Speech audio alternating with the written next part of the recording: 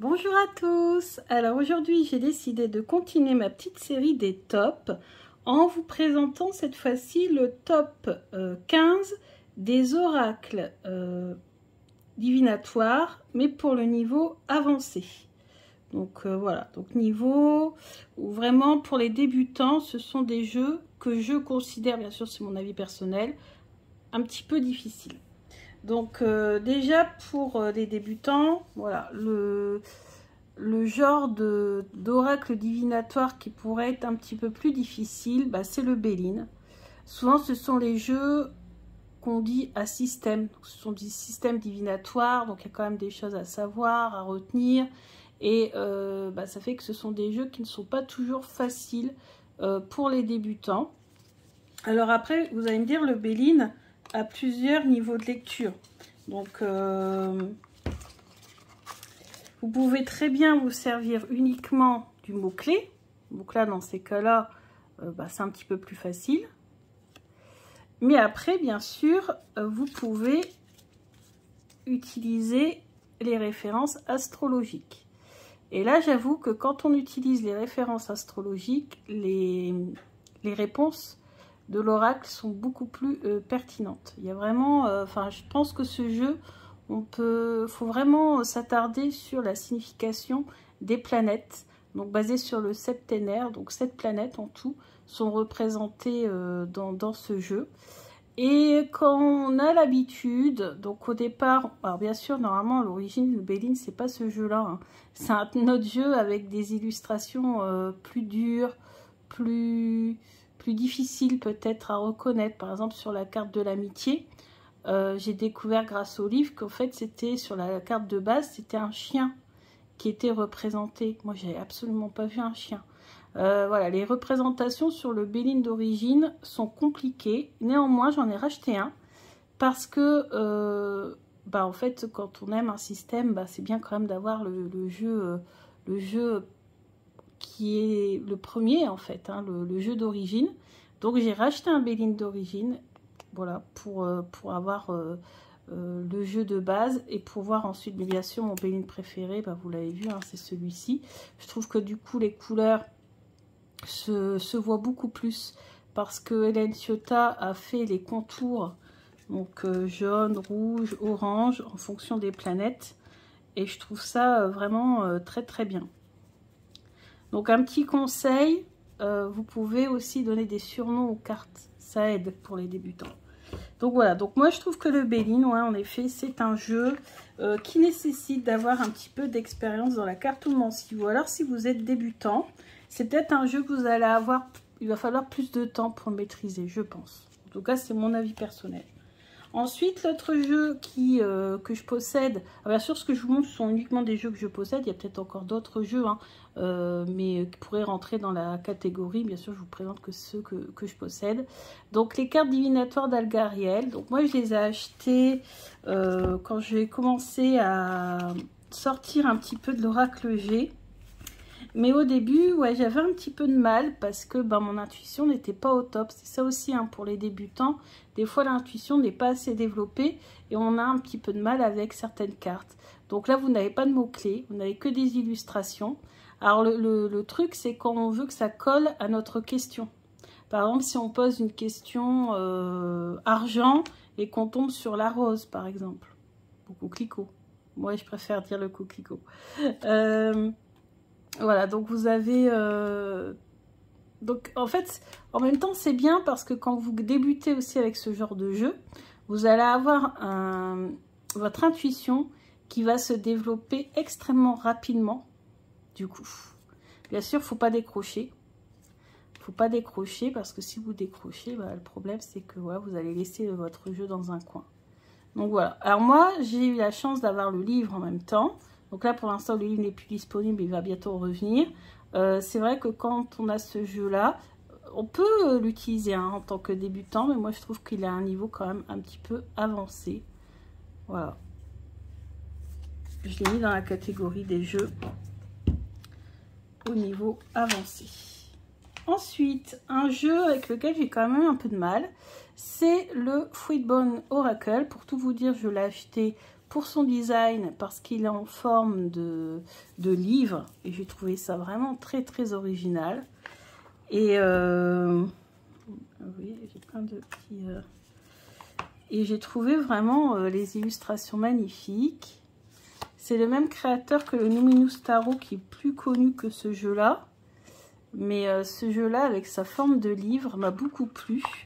Et c'est un jeu qui permet de réaliser des histoires, d'aider les créateurs d'histoires, les écrivains, etc.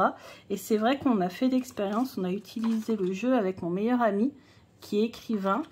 Et c'est vrai qu'il nous a beaucoup aidé pour débloquer certains récits. Et puis les illustrations sont tout simplement magnifiques. Alors pareil, il a coûté cher hein, quand même, parce que, et encore à l'époque, il n'y avait pas les frais de douane systématiques, parce que moi, avant le mois de juillet, j'ai eu la chance de ne payer aucun frais de douane sur, tous les jeux que j'ai achetés à l'étranger. Donc, à chaque fois, je passais entre les mailles du filet, j'étais assez contente. Là, finalement, depuis le mois de juillet, pour l'instant, j'ai payé que 2 fois des frais de douane, et c'était des frais bien corrects, pas exorbitants. Ensuite, un autre jeu que je mets pour le niveau avancé, parce que je l'ai trouvé assez difficile, c'est le Good Vibration que j'avais acheté parce que je suis fan de Tarot Collectible. Tarot Collectible, c'est une association, un groupe de créateurs de jeux, et j'avais acheté le Winter White chez eux. J'avais acheté, j'étais tombée par hasard sur ce jeu, et c'est un Neil Fortune Telling Deck ou Telling Card, je sais pas comment on dit, revisité. Donc le Neil Fortune, c'était un jeu qui avait eu énormément de succès dans les années 1880 aux États-Unis. Bien sûr, les jeux d'origine, on ne les trouve plus ou à des prix exorbitants. Et par contre, Tarot Collectible a revisité ce jeu et j'ai trouvé ça super. Et à chaque fois, c'est l'illustration ici au centre. Vous voyez, on a les références au niveau des cartes ici. Et au centre, on a la représentation du message qui est en haut de la carte. D'accord? Donc voilà. Et je me suis dit que rien qu'avec les illustrations, on peut avoir des messages. Alors pourquoi je l'ai mis dans le niveau avancé? Parce que tout simplement, il y a le système des écritures en haut, en bas, à droite, à gauche. Et c'est pas facile. En fait, et en plus en anglais. Donc ça fait que je me sers principalement que de l'illustration centrale. Mais là, j'ai acheté les cartes divinatoires de Jack, de Iéna, je vous présenterai. D'ailleurs, j'utiliserai un exemple de tirage qui est avec ce jeu-là, justement. Je me suis dit, bah, ça serait bien, puisque les cartes divinatoires de Jack, c'est un Neil Fortune Telling Card revisité. Et cette fois-ci, les phrases sont en français. Donc ça, c'est pas mal. Donc voilà, donc moi je l'ai mis dans l'avancée. Alors pour le Jack, je ne peux pas vous dire, parce que pour l'instant je ne me suis pas encore beaucoup servi. Donc je vais voir à l'usage si je le mettrai plutôt pour les débutants ou plutôt pour les avancés. Ensuite, bien sûr, au niveau avancé, c'est le Lenormand. C'est le Lenormand parce que pour les débutants, le Lenormand, moi je trouve en tout cas, ce n'est vraiment pas facile du tout. Même le premier niveau, hein, vous avez fait une vidéo en vous parlant des différents niveaux de lecture avec le petit Lenormand. Même le premier niveau, juste les mots-clés, c'est pas évident pour les débutants. Parce que si on tombe sur une carte, genre, bon le cœur, ça tout le monde a compris, mais genre, vous posez une question, peu importe, et puis vous tombez sur le renard, par exemple. Bah, le renard, au départ, c'est pas facile de savoir tous les mots associés, tous les mots-clés associés au renard. Je trouve qu'il faut quand même de l'entraînement, et en plus, c'est un système qui se dit, qui associe les cartes, alors à 2, 3, 4 cartes, peu importe, mais ça associe les cartes, et ça rend encore l'exercice encore plus compliqué. Donc du coup, moi je mettrais le petit Lenormand dans les jeux avec un niveau avancé, en tout cas surtout ceux qui n'ont pas de mots-clés en bas, parce qu'il y en existe avec des mots-clés, donc ça peut-être pour les débutants c'est plus facile, Mais je trouve que le Petit Lenormand, c'est un système. Et un système, bah, ça s'apprend.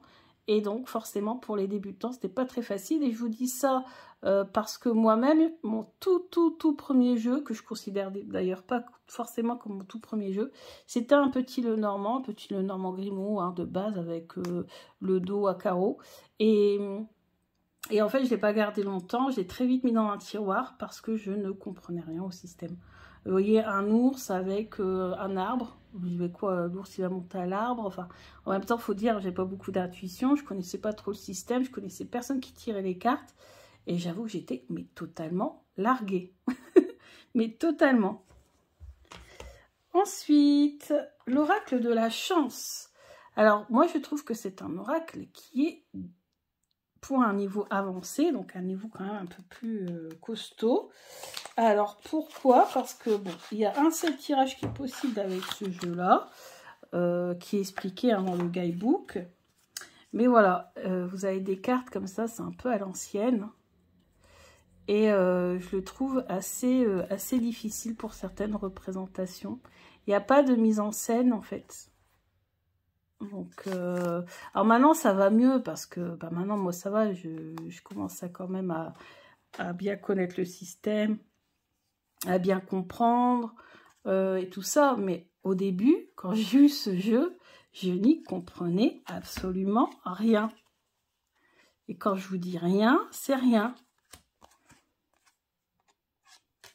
Maintenant, si je vois les choses, mais au départ, non. Donc, c'est pour ça que ce jeu-là, je le mets dans la catégorie des jeux avec un niveau plutôt avancé. Alors, je ne vais pas dire expert hein, non plus, mais un niveau voilà, qui pas forcément, c'est pas forcément facile pour les débutants. Après, comme je vous répète, ça ne veut pas forcément dire qu'en tant que débutant, on ne peut pas s'en servir. On peut très bien s'en servir, mais il faudra travailler peut-être un petit peu plus. Autre jeu que je trouve assez difficile pour les débutants, c'est Outre Chimère Oracle. Alors, pour tout vous dire, je n'en suis pas beaucoup servi. De son frère, je vais vous montrer après non plus.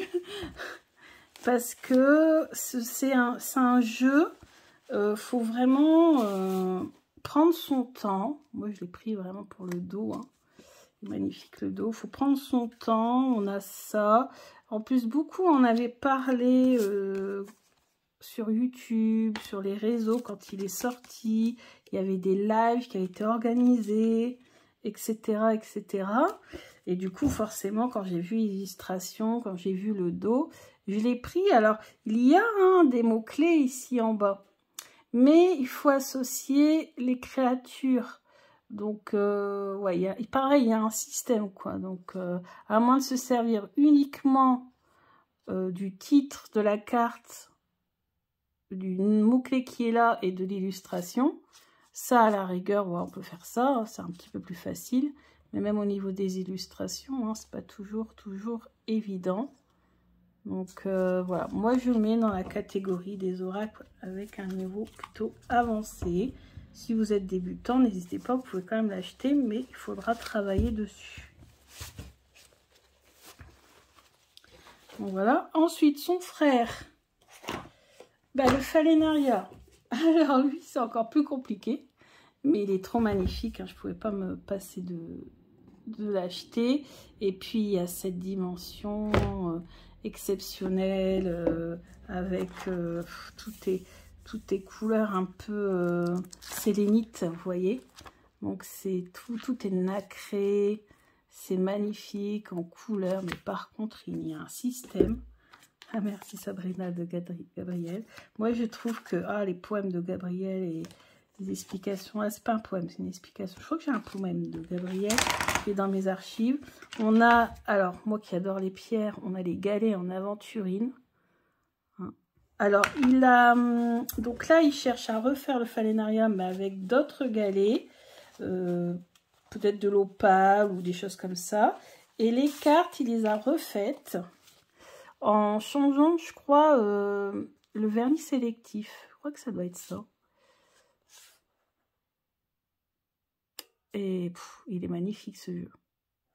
Il est magnifique, mais qu'en fait, quand on tire, il faut suivre les faisceaux, il faut regarder les lunes pleines, les lunes... les demi-lunes là. Il y a voilà, tout un système et franchement, j'ai pas encore vraiment eu le temps de m'y pencher. Donc c'est un jeu magnifique que je garde, hein, que je ne changerai pour rien au monde, mais que je ne revendrai pas rien du tout parce qu'il est magnifique et fabuleux. Il nous transporte dans un autre monde, hein, c'est le moins qu'on puisse dire, mais il est quand même costaud. Il est costaud. Il est costaud. C'est sorti de l'imagination de Gabriel et franchement, faut s'accrocher et je n'ai pas encore eu le temps vraiment de l'exploiter à fond, mais je suis sûre qu'il va être capable de me donner, je vais ranger après, de me donner des très bonnes prédictions, j'en suis sûre et certaine. Voilà, je mets ça là. Alors ça, je vous ai montré ça aussi. Voilà, ici.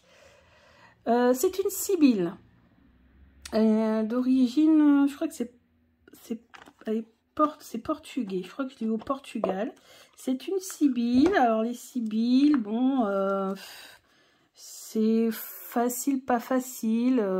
Pareil, il y a un système aussi, donc il faut décortiquer le livret pour comprendre le système. Mais voilà, au niveau des illustrations, quand même, on comprend bien, hein, ici la peine, la douleur, la perte. Voilà, ici l'observation.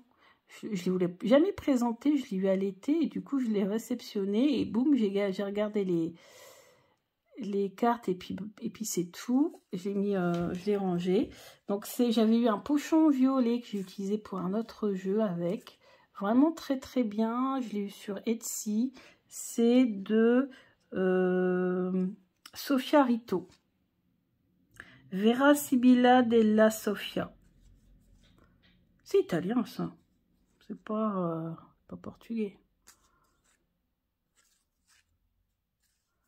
Mais je crois hein, que Sofia Rito, je me demande si elle n'est pas portugaise, j'ai un doute. Je sais plus. En tout cas, je l'ai vu sur Etsy. Au début, c'est pas ça que j'avais repéré. J'avais repéré son petit Lenormand. Mais c'était un moment où j'achetais plus de petits Lenormand parce que je me disais que j'en avais déjà beaucoup. Et que je préférais acheter un autre système. Donc j'ai acheté une sibylle. Et je suis contente. Mais je trouve que c'est un niveau pas facile. Ensuite, l'oracle éveil intuitif de Chris Semet. Donc vous allez me dire, je l'ai mis dans le top des jeux avec un niveau avancé. Ben oui, parce que je trouve que les symboles pour les débutants, c'est pas toujours facile. Par exemple, pour un débutant, R, s'il n'a jamais étudié le tarot, bah, je ne sais pas s'il peut comprendre ce que ça sous-entend. Bon, ça, la mésange, pareil, s'il n'a jamais étudié le Lenormand, je ne sais pas s'il peut comprendre ce qu'on entend par oiseau. Voilà, pour les débutants, je trouve que ça demande quand même du travail. Après, vous allez me dire, de toute façon, il faut toujours commencer par quelque chose. Et c'est sûr que si on commence par le petit Lenormand, qui est quand même un jeu voilà, qui n'est pas toujours facile, mais qu'on commence à apprendre les significations associées aux différents symboles, bah, je pense que on peut après être bon dans les autres jeux divinatoires, parce que souvent les autres jeux, moi j'ai constaté, il y a une base de petit Lenormand. Vous retrouvez le chien, vous retrouvez souvent des cartes des oiseaux, voilà, vous retrouvez pas mal de choses. Regardez là par exemple on a un dragon. Pour un débutant, dragon, pas toujours facile. Phénix, on connaît la légende, ça va encore. Cygne, par exemple, les cygnes. Bon, l'amour, il faut quand même faire quelques petites recherches. Alors ça va, le livre est très bien fait. Donc comme le livre est très bien fait, bah en fait, on a qu'à... Si on ne voit pas ce que ça peut vouloir dire, bien sûr, mon conseil, c'est toujours d'essayer quand même de trouver des mots-clés par soi-même, parce que souvent on va voir, vous allez voir que c'est souvent ces mots-clés-là que vous allez retenir, pas forcément les mots-clés du livre. Il faut que ça vous parle, il faut que ça parle à votre inconscient en fait. Dans le livre sur le chaman mystique, dans le guidebook du chaman mystique, ceux qui avaient créé cet oracle expliquent qu'en fait ils ont utilisé des symboles qui sont gravés en nous et dans notre mémoire transgénérationnelle carrément. C'est assez intéressant. Ensuite, le Keeper, on va continuer. Le Keeper, je ne vous l'ai jamais présenté, mais j'ai acheté le Keeper d'Alexandre. C'est un coffret avec un guidebook. Très costaud. L'explication du système du Keeper qui est encore différent du système du Petit Lenormand, notamment au niveau des regards. Il faut bien observer où va le regard des personnages. C'est très important. Donc là, s'il regarde par exemple de ce côté-là, le futur est de ce côté-là, le passé est dans son dos. Donc il faut bien observer les interactions entre les personnages et de quel côté ils regardent. Donc on a la chance d'avoir le jeu d'Alexandre en plus du livre. Et ça, c'est un bon coup. Je ne vous l'ai pas encore présenté, il faudra que je vous présente, que je fasse une liste des jeux que j'ai à vous présenter. Tout de suite, j'ai lu. Alors, il y a une erreur, je vous montrerai sur une des pages, il y a une erreur par contre. Ensuite, niveau avancé. Alors, un que j'ai adoré, que ça a été mon coup de cœur de l'année 2019, je crois. Je l'adore ce jeu, il est magnifique, mais au début, j'avais un petit peu de mal. Et je pense que pour des débutants, peut-être, ça pourrait... gêné. Alors moi j'ai la version auto-publiée. Alors déjà dans la version auto-publiée, et ça j'ai adoré, moi personnellement j'ai adoré, c'est la numérotation avec des chiffres romains, mais placés de façon originale, comme pour former un symbole, un sigil ou quelque chose comme ça. Et ça, je trouve ça tellement chouette, j'ai adoré le système. Il n'y a pas de mots-clés, d'ailleurs c'est pour ça que pour la version mass market, je pense que les éditeurs ont dit, bon, pour les débutants, peut-être qu'il faudrait rajouter au moins un mot-clé, vous voyez, je pense. Hein. Parce que c'est vrai que c'est un jeu qui est magnifique, que j'adore, mais pour les débutants, pas forcément facile. Moi, ça va, je l'ai eu, je connaissais le Lenormand, enfin, j'avais quand même déjà un peu d'expérience, donc ça allait. Et par exemple, vous voyez, pour cette carte-là, faire son intuition, c'est un des jeux aussi qui m'a développé le plus mon intuition. Le feu. Pareil, moi, c'est parce que là, j'étais en train d'apprendre le tarot quand j'ai acheté ce jeu-là. Mais sinon, le feu, ouais, le feu, la chaleur, voilà. Au départ, c'est ça, hein, quand on débute, c'est difficile. Donc voilà. Mais je l'adore, ce jeu. Il est génial. Là, je suis contente de l'avoir ressorti. Il a été longtemps à mon chevet, à côté de mon lit. Et à un moment donné, ben, j'ai dû retirer quand même. Ah, d'ailleurs, et oui, en fait, j'ai une plume. Est-ce que je l'ai là encore, la plume? Non, j'ai la carte. Mais j'ai gardé la plume. Elle est dans ma chambre. Elle nous avait offert une plume, pas une vraie plume, mais une plume en papier. Donc, c'était découpé. Et dessus, il y avait un petit mot, je l'ai gardé. Ensuite, toujours niveau avancé, ben moi j'ai mis le 77.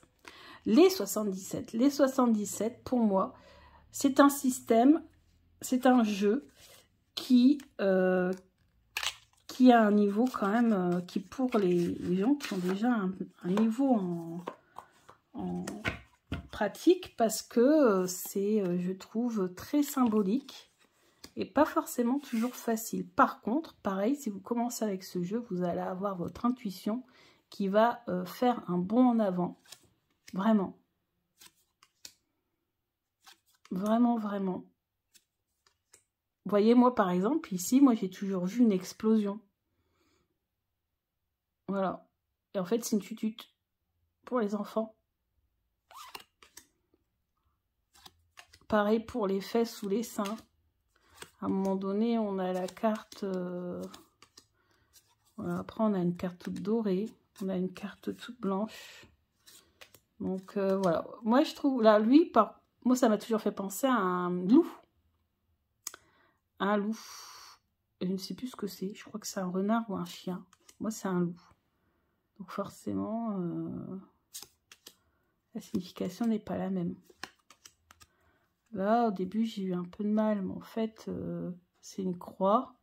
Je crois que c'est la carte de la spiritualité. Si je dis pas de bêtises. Voilà. Donc, pas de mots-clés. très symbolique. Et donc, c'est un jeu à bosser. Surtout si on commence. Là, ça va, c'est facile. On voit une seringue et un graphique. Je ne sais plus comment ça s'appelle. Donc, voilà. Voilà. Moi, ce jeu, pour moi, je le mets dans ma catégorie des jeux avec un niveau avancé.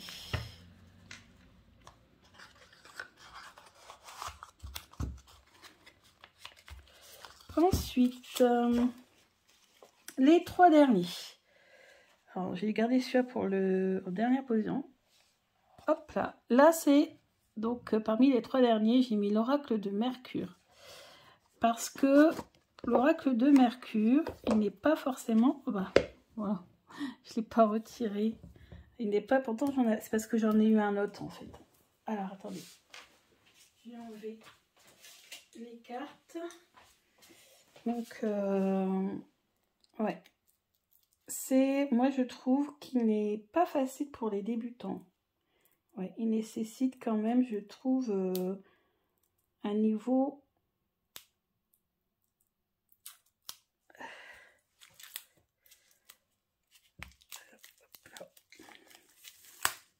Voilà.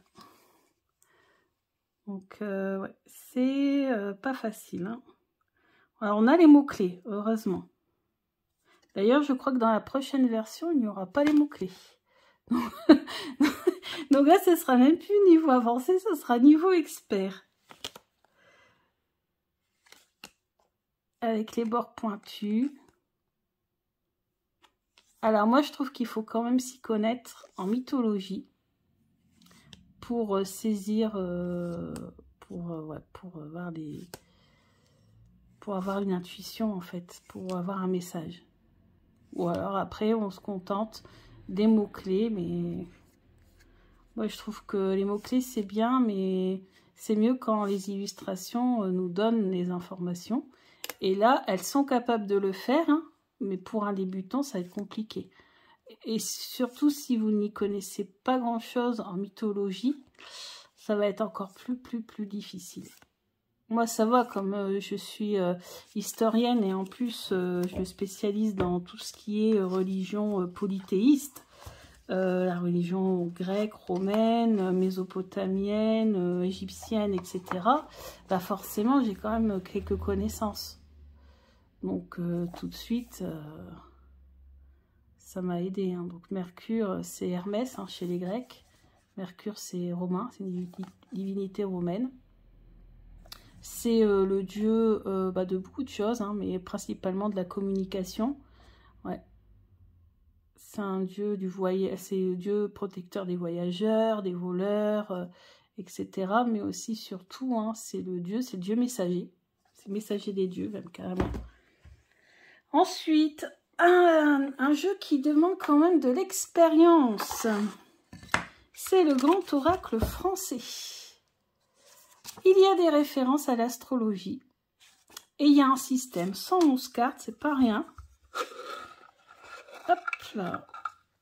Alors, certes, les illustrations sont très parlantes. Aucun problème, un pigeonnier. En plus, on a des mots-clés, repères, refuge, etc. Ici, on a une étoile. Plus elle va vers la droite, plus c'est une bonne carte. Plus elle va vers la gauche, plus c'est une carte sombre. Donc là, c'est sombre, lumineux. Et ici, on a le signe astrologique. La planète.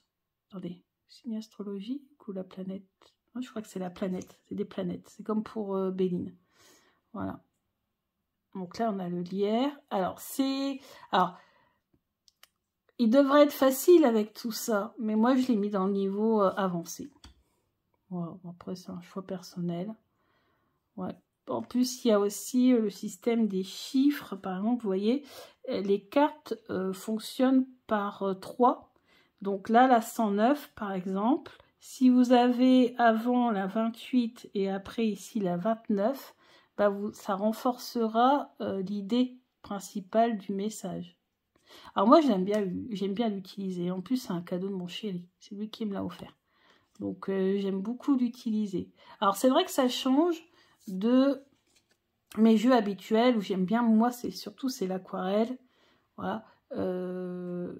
Là, ce sont des photos. C'est moins mon truc. Mais sur ce jeu-là, j'aime bien. Voilà. La grotte. Donc, voilà, symbolique. Le pissenlit, etc. etc. Voilà. C'est un jeu que je mets dans la catégorie... Alors, en plus, on voit... Hein, ce sont des hommes qui ont créé le jeu. Hein, on voit la taille des cartes. Hein, les gars, ouais, on n'a pas la même taille de main. Hein. De toute façon, on voit tout de suite quand c'est un... Moi, en tout cas, moi, je le sens quand c'est des hommes qui ont créé le jeu. Moi, je le sens tout de suite. Et souvent, d'ailleurs, il y a les... Mercure, c'est Alcide Nathanaël. C'est vrai que je ne l'ai pas dit, mais c'est Alcide Nathanaël pour Mercure. Là, je ne sais plus les créateurs. Je vais vous dire ça tout de suite. Donc... Alors, attendez, je vais vous trouver ça. Où sont les créateurs de ce jeu? De toute façon, je vous mettrai tout en barre d'infos parce qu'on me l'avait demandé une fois. On m'avait dit si je pouvais rajouter en barre d'infos les références. Bah, c'est fou ça, je vois pas les noms des créateurs. Bon, je regarderai sur internet et je vous mets ça en barre d'infos, il n'y a pas de problème. Voilà, c'est deux gars. Mais c'est deux créateurs, mais je ne sais plus. Bon, bref. Et puis, alors, moi, je suis désolée, mais ce logo, c'est une fleur de lys, hein, je dis pas de bêtises. Enfin, ce symbole-là me plaît énormément. Je l'aime beaucoup, beaucoup, beaucoup. Dans une boîte en bois, il a coûté très cher. Et c'était un moment où je développais mon intuition. Et j'ai dit, parce qu'il y avait aussi les livres, et j'ai fait, non, achète uniquement le jeu. J'avais mis uniquement ce jeu-là sur ma wishlist, parce que les livres étaient trop chers, en fait. Et puis, comme j'utilisais mon intuition, ça me dérangeait pas de ne pas avoir les livres. Parce que le jeu coûtait déjà très cher. Hein. D'ailleurs, je crois que c'est le premier jeu aussi cher que j'ai eu. Et enfin, on va terminer par le Big Boss. C'est le petit tété là. Alors, je l'ai étudié. J'ai fait des tirages avec. Je peux vous dire que quand je tire avec ce jeu, regardez le dos. Le dos par rapport au dos de Mercure. Et ouf. Where is Mercure? Il est là. Regardez-moi ça, la référence. Si Alcide voit cette vidéo, parce que je sais qu'il regarde. Regardez. La petite référence, j'en suis sûre. Rien n'est fait au hasard sur un jeu. Donc, je suis sûre que c'est une référence au petit tété là. En plus, on a les coins qui sont pointus. D'accord. Comme d'ailleurs Ebéline. Hein. Des gars, des mecs. Donc voilà. Donc on a ici le dos. Ok. Et puis, alors... Théoriquement, il devrait être facile, on est d'accord, parce que était là, c'est son surnom était là, a tout écrit sur sa carte. Hein, le mot-clé principal. R, c'est la rencontre, parce qu'il y a... Ah oui, alors pareil, il y a un système de tirage qui est vraiment pointu, limite mathématique, hein, que j'aime bien, d'ailleurs. Que je trouve ça super. Tirage, par contre, dans le sens... inverse, c'est-à-dire moi je fais tout de gauche à droite et là il faut faire de droite à gauche puisqu'ils se servaient du modèle des Égyptiens, etc. Les Égyptiens écrivaient leurs hiéroglyphes de droite à gauche. Bon bref, passons. Je trouve que c'est un tirage qui est pas mal et tout est écrit, mais alors je le trouve quand même vachement compliqué. Ah ouais, j'ai fait un tirage, je l'avais fait en plus en vidéo. On voit à un moment donné, je suis limite, je ne suis plus là. Je suis là, mais sans être là, parce que je lui avais fait 2 tirages avec était là, mais faut pas. Déjà, vous y laissez toute votre énergie dedans, hein, parce que faut tout regarder, faut calculer. Enfin, le système est un peu complexe. J'avais dit d'ailleurs que je ferais une vidéo sur la méthode du tirage d'été là, parce que moi, j'aime bien hein, sa méthode, franchement, de tirage, je le trouve super. Mais je trouve sa méthode vraiment super. Mais, ouais, franchement, ce jeu-là, il est costaud. Hein. Alors, pareil, il pique. Il est en train de me piquer, il est en train de me rentrer dans la main. Il pique. Ouais. Et il est puissant. On dit que c'est avec ce jeu-là que Mademoiselle Lenormand tirait les cartes et qu'elle avait modifié, qu'elle avait changé les significations sur le côté. Elle y avait mis sa petite touche personnelle. Elle avait modifié certaines significations. Donc, j'ai vu qu'il y avait des étrangers en anglais. J'ai vu ce jeu-là avec les significations modernisées, mais dans la même façon de faire. Et j'ai trouvé ça bien, mais c'était en anglais. Alors, quand j'ai vu que le Good Fortune, le Good Vibration, je ne l'utilisais quasiment pas parce que c'était en anglais, ben, je me suis dit, ça sert à rien d'acheter. Donc voilà, mais je suis contente. D'ailleurs, il n'y a pas le petit livre dedans. Ah si, il y est. Je suis contente d'avoir le petit été là quand même, parce que je trouve que c'est la base. Puis ça, c'est encore mon côté historien ou historienne. Enfin, plutôt historienne. Hein. Mais bon, je suis un historien, ça ne me dérange pas de le dire en masculin. Et du coup, en fait, c'est d'aller à la source. En fait, c'est l'objectif. Et ben, c'est vrai que même moi, vous voyez, dans ma passion qui est la cartomancie, bah en fait j'essaie d'aller à la base et de retrouver les jeux les plus anciens. Et je fais la même chose avec le Petit Lenormand. En ce moment, je me suis pris de passion pour acheter des facsimilés du Petit Lenormand. Bon bah voilà, je vous ai tout montré, je vous ai tout présenté. Donc les jeux de ma collection que je trouve un petit peu peut-être plus difficiles pour les débutants. Donc voilà, donc j'ai mis ça dans la catégorie des jeux avec un niveau, pour des gens qui ont un niveau plutôt avancé dans le domaine de la cartomancie. Mais bien sûr, comme je vous l'ai dit, il n'y a aucun problème. Vous pouvez très bien vous en servir en tant que débutant. Sauf que ça vous demandera peut-être un petit peu plus de travail, même peut-être pour certains beaucoup plus de travail. Mais c'est bien aussi parce que vous allez devoir travailler dur et ensuite je pense que les autres jeux vont vous paraître du coup tellement faciles que c'est pas plus mal de commencer par le plus dur non plus. Bon, enfin après c'est une façon de voir les choses. Moi en tout cas voilà, je vous ai présenté ça, donc n'hésitez pas à me dire si vous avez ces jeux là, si vous aussi vous pensez qu'ils sont d'un niveau quand même assez avancé. En tout cas, pas trop pour les débutants. Et si vous en avez d'autres aussi, je ne sais pas, peut-être que vous en connaissez d'autres. Voilà, j'ai fait le tour en tout cas. Donc, voilà. Donc, je vous dis à bientôt. Je vous fais de gros bisous.